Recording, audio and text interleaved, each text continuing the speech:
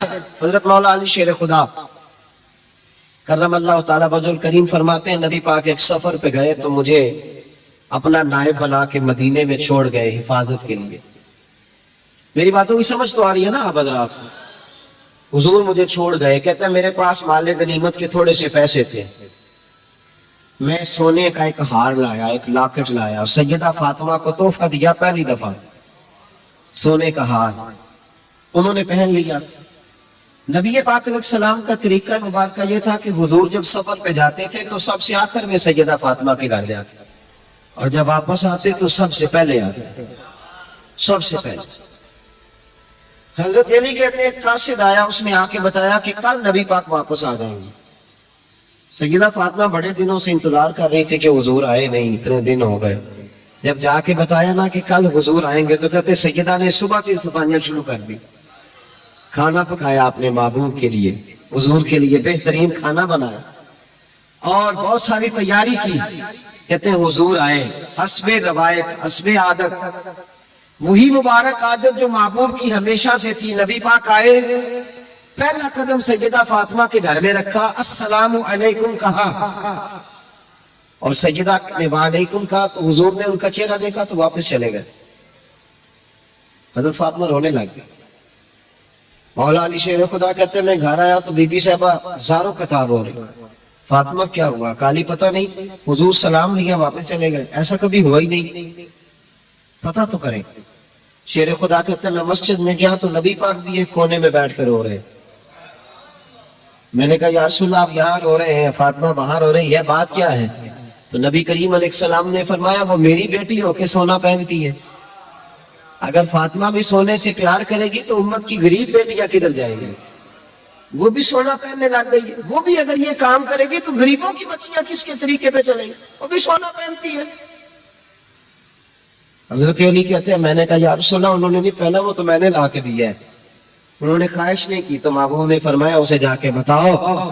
حضرت فاطمہ الزہرا رضی اللہ تعالی عنہا کو جا کر کے بتایا گیا کہ محبوب پاک تو اس بات سے آپ سے ناراض ہے. حضرت فاطمہ نے اسی وقت سونا اتارا، کہا علی جو مدینے میں سب سے غریب گھر ہے اسے دے آ جا. بھائی نبی پاک نے انہیں سادگی میں رہنا، پاکیزگی میں رہنا سکھایا، انہیں حسن سکھایا، انہیں عبادت سکھائی. نبی پاک علیہ السلام یہ تو ساری دنیا بیان کرتی ہے کہ امام حسین نبی پاک کے کندھے پہ بیٹھ جاتے تھے سجدے کے عالم میں تو 72 تسبیحیں حضور پڑھتے تھے. پتہ ہے حضور سکھاتے کیا تھے؟ نبی پاک امام حسین کو سجدہ کرنا سکھا رہے تھے. حضور سجدہ کرنا سکھا رہے تھے، سجدہ کرنا. پورے کربلا میں، پورے کربلا کے واقعے میں کسی جگہ بھی امام حسن اور امام حسین نے کسی ایک مقام پہ بھی یزیدیوں سے کوئی مطالبہ نہیں کیا، کوئی بات نہیں منوائی، کہا جو تمہاری مرضی. ایک بات صرف کی، ایک گزارش، توجہ ہے میری بات پر؟ ایک بات صرف کی، ایک مطالبہ رکھا. جب 9 محرم کو عمر بن سعد نے، شمر نے، ان سب نے کہا نا کہ حسین یا اب بات ختم ہو گئی، یا بیعت کرو یا جنگ کرو، تو امام حسین نے فرمایا مجھے ایک رات کی مہلت دو. علی کے بیٹے مہلت مانگ سکتے ہیں؟ بولے نا یار، مہلت مانگتے تھے وہ، کیا ضرورت تھی؟ امام حسین نے فرمایا مجھے مہلت دے، ایک رات رہ گئی ہے، میں راج کے سجدے کرنا چاہتا ہوں. سجدوں کے لیے مہلت مانگی، سجدوں کے لیے. توجہ ہے میری بات پر؟ محفل لمبی، نمازیں چھوٹی. 24 گھنٹے آپ کسی کو بٹھا لیں باہر، وہ بیٹھا رہے گا، گپے لگائیں. نماز کا ٹائم ہوگا تو پتہ نہیں کیا ہو جاتا ہے، لوگوں دوڑ گئے، اوہو نماز پڑھنی پڑ جائے گی. ایسے لگتا ہے جیسے کوئی بہت مشکل مرحلہ آن پڑا. بھائی کربلا والوں کا تو پیغام ہی نماز ہے، ان کا تو طریقہ ہی نماز ہے. امام حسین نے کہا ایک رات کی مہلت فقط اس لیے کہ میں کھل کے نمازیں پڑھ لوں. ساری رات بڑی باتیں تھی نا، بڑی باتیں. سیدہ زینب سے دکھ سکھ کر سکتے تھے ساری رات، امام زین العابدین کو بڑی باتیں بتا سکتے، بڑا کچھ ہو سکتا تھا.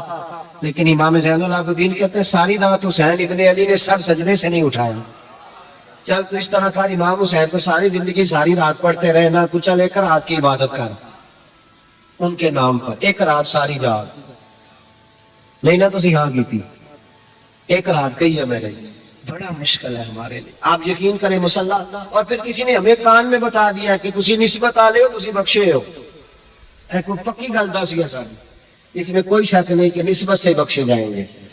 لیکن امام حسین ڈائریکٹ نواسے ہیں نبی پاک کے, اگر وہ نسبت کے باوجود بھی ساری رات نماز پڑھتے ہیں تو وہ کس قسم کا نسبت والا ہے کہ 10 محرم کو بھی تیری ساری قضا ہو جاتی ہے, ساری قضا چھٹی, ہم نسبت والے ہیں. بس نسبت کا یہ معیار ہوتا ہے, نسبت کا معیار یہ ہوتا ہے کہ جو محبوب نے کیا وہ ہم نے کر کے چھوڑنا ہے, وہ کام کرنا ہے. اور پھر اہل بیت نبوت کا اسوہ حسنہ پردہ ہے. پردہ بڑی گمراہی آ گئی ہے امت میں. اب جو بچی ایم بی اے کر لیتی ہے وہ سب سے پہلے یہ مطالبہ کرتی ہے کہ ہمارے حقوق برابر کے.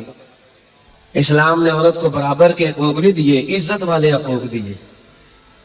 کون سے حقوق دیے بولیے؟ میں ایک یونیورسٹی میں تھا تو ایک بچی نے پیغام دیا, کہنے لگی جی بچیاں بھی تھی پردے میں بیٹھی ہوئی, لیکچر یونیورسٹی میں ہو رہا تھا, تو اس نے کہا جی عورت کا تو گھر ہی کوئی نہیں ہوتا, عورت کا تو گھر ہی کوئی نہیں, تو ہم کدھر جائیں؟ میں نے کہا چلیں ادیبانہ انداز میں یہ بات درست ہے لیکن حکیمانہ انداز میں درست نہیں. عورت کی تو اللہ تعالیٰ نے ذمہ داری بڑی شاندار رکھی ہے. جب تک باپ جوان ہوتا ہے, توجہ ہے میری بات پر, جب تک باپ جوان ہوتا ہے تو بیٹی اس کے گھر رہتی ہے, اور جب بچی جوان ہوتی ہے ابا تھوڑا بوڑھے ہونے لگتا ہے نا, تو اللہ تعالیٰ خاوند کی ڈیوٹی لگا دیتا ہے عورت پر. اور جب خاوند تھوڑا بوڑھا ہونے لگ جاتا ہے تو بچے جوان ہو جاتے ہیں. تو میں نے کہا بی بی تو سمجھی نہیں, تو کہتی ہے میرا گھر کوئی نہیں. رب کریم نے تو تیرا محافظ ہمیشہ جوان آدمی کو رکھا ہے, جوان کو, کبھی باپ کو, کبھی بھائی کو, کبھی بیٹے کو, کبھی شوہر کو. تو یہ کیسے؟ اسلام نے تو تیرے لیے جوان خون تیرا محافظ رکھا, اگر تو سمجھے. حضرت فاطمہ نے ساری زندگی پردے میں گزاری, ان کا ننگا سر کبھی سورج نے بھی نہیں دیکھا. یہاں اللہ خیر کرے دینداروں کی بچیاں پردہ نہیں کرتی, حاجیوں نمازیوں کی بچیاں پردہ نہیں کرتی. کپڑے استری نہ ہو تو گھر میں جھگڑا شروع ہوتا ہے, اور بی بی پردہ نہ کرے تو پرواہ کوئی نہیں. حضرت عبداللہ بن سہل ایک تابعی بزرگ ہے, نام یاد رکھنا. عبداللہ بن سہل کہتے ہیں سیدہ زینب جب کربلا سے واپس آئیں تو وہ میری پڑوسن تھی. 15 سال کہتے ہیں میں ان کا پڑوسی رہا ہوں, 15 سال. 15 امام شرانی نے اس کو لکھا ہے, 15 سال میں حضرت زینب کا پڑوسی رہا. کبھی ہوتا ہے نا کہ بی بی برقع پہن کے باہر نکل آتی ہے, بازار جانا ہے, دوائی لینی ہے, کوئی کام ہے.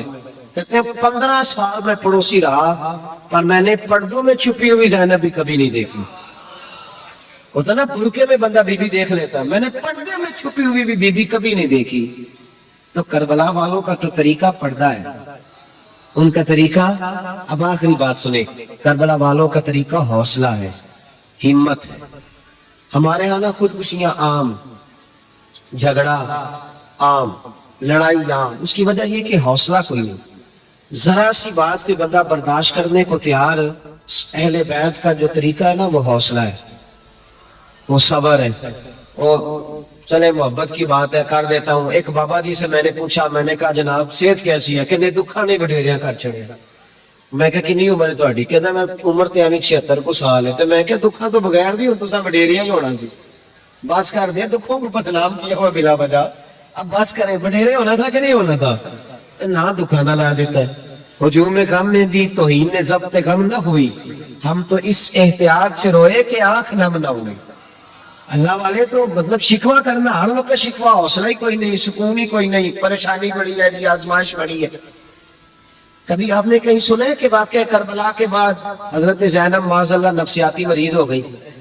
امام زین العابدین, سیدہ سکینہ, حضرت صغرا وہ حوصلے میں رہے, وہ توانا رہے.